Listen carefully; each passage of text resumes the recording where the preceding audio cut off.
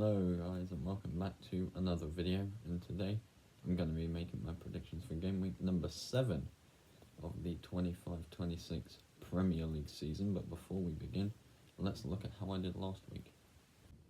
I got no scorelines correct, but I did get 3 outcomes correct, so that is 3 points, taking my season total up to 45.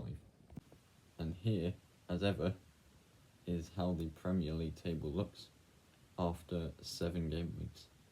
Without further ado, let's begin, or 6 game weeks, sorry. And without further ado, let's begin this week's 7 matches. And we start off at the Vitality Stadium. It's Bournemouth against Fulham.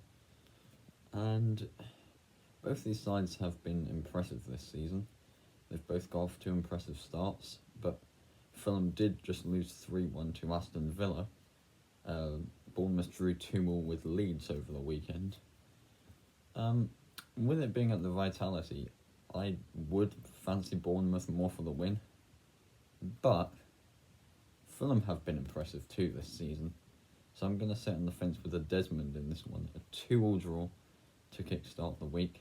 I think both sides are going to shake hands and be happy with a point, so 2-2 is where I'm going.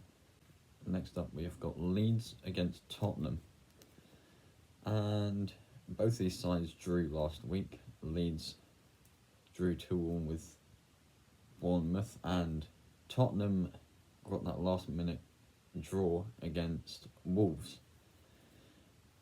which wasn't the best of results, let's be honest. But I do fancy Tottenham here, although Leeds have been impressive. But I do fancy Spurs on this one. Of course, Spurs do go away to Bodo Glimt midweek in the Champions League. I wonder how much that can cost them. I do back them to win that match. But I don't know really with this one where to go. I am going to go with the Spurs win. I'm going 2-1 to the away side. I think Spurs just have more in the tank, so 2-1 is where I'm going to Spurs. And next up, we've got Manchester United against Sunderland. And this is another interesting one. Man United is interesting because last time out at Old Trafford, they got a 2-1 win against Chelsea. And then they go away to the Brentford Community Stadium and lose 3-1, I think. And they're a really hard team to put your finger on. And Sunderland have got off to a flying start in the Prem. Currently 5th in the table in the Europa League spot.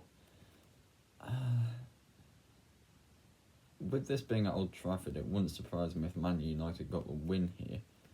I'm not going to back a win, but I'm going to back a result. I'm going 1-1. I think both teams are going to push on with a point here.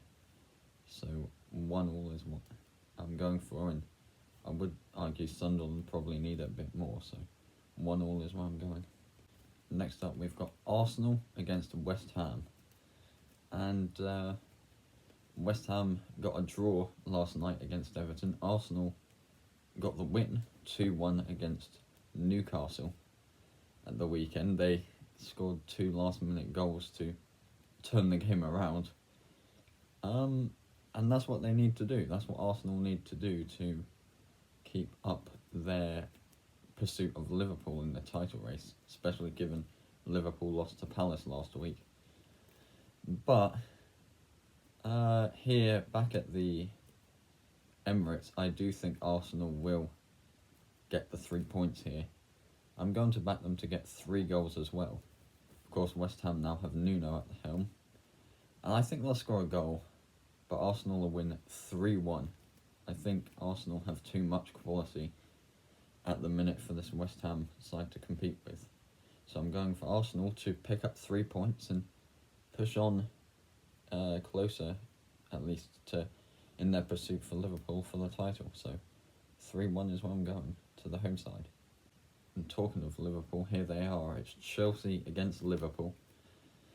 It's at Stamford Bridge, and Chelsea, they haven't been on the best of form recently.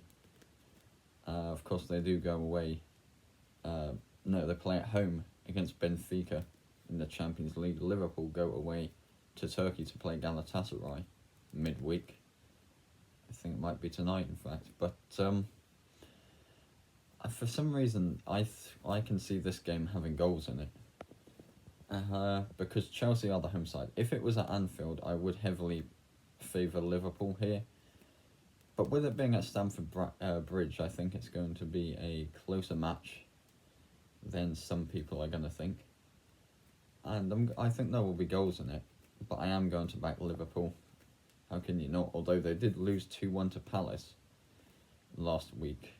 But I do think Liverpool will get the job done here. I'm going 3-2 Liverpool. I think it's going to be a close game. But I think Arne Slot's boys are just going to go there and narrowly snatch the win. So 3-2 is where I'm going on this one. Next up, we've got Everton against Crystal Palace. And this is a really tricky one to predict because I like Everton at the Hill Dickinson. I do like Everton at home, but Palace are now, as of recording, the only side, in the whole division yet to lose a match. And that's very impressive by Oliver Glasner's boys. But I don't know. I think I have liked Everton at home this season more. If I had to pick a winner, I would pick Palace.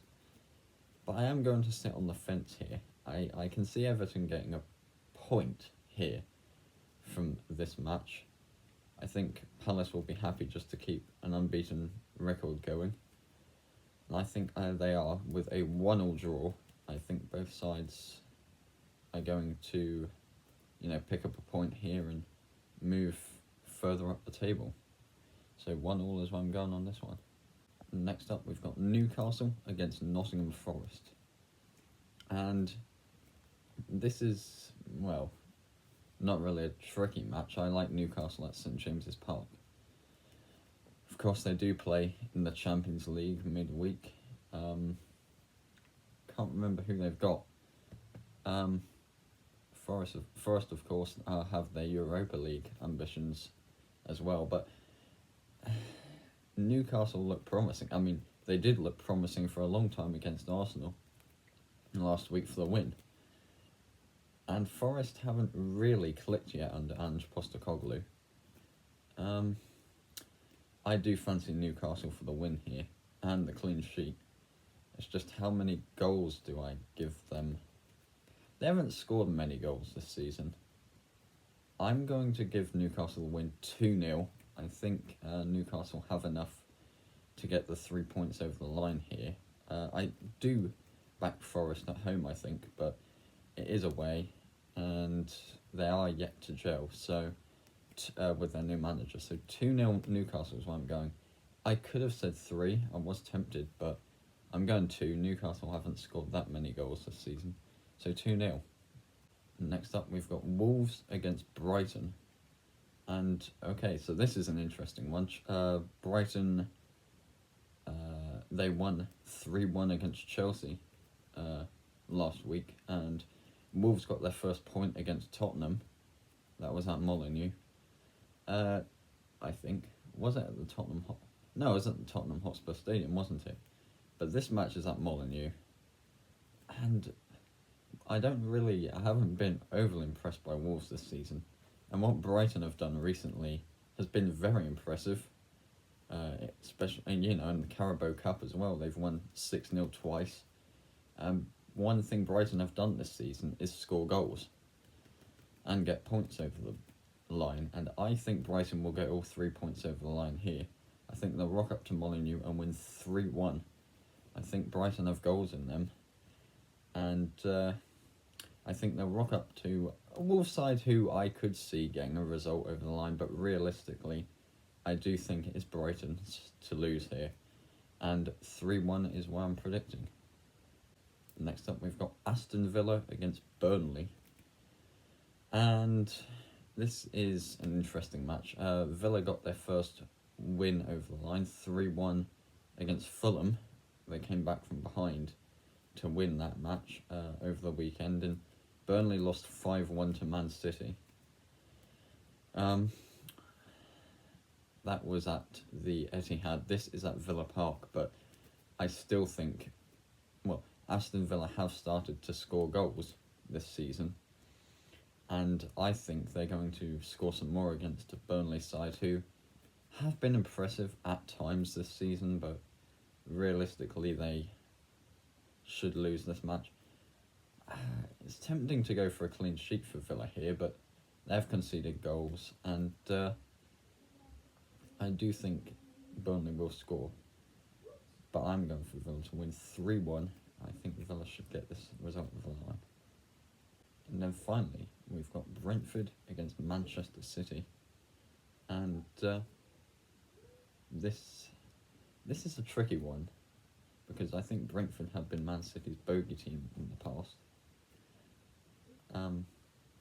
But this is a City side who I do think are looking strong at the minute. It wouldn't surprise me if this ended in a draw or something. But I'm going to back the away side. I'm going 2-1 Man City.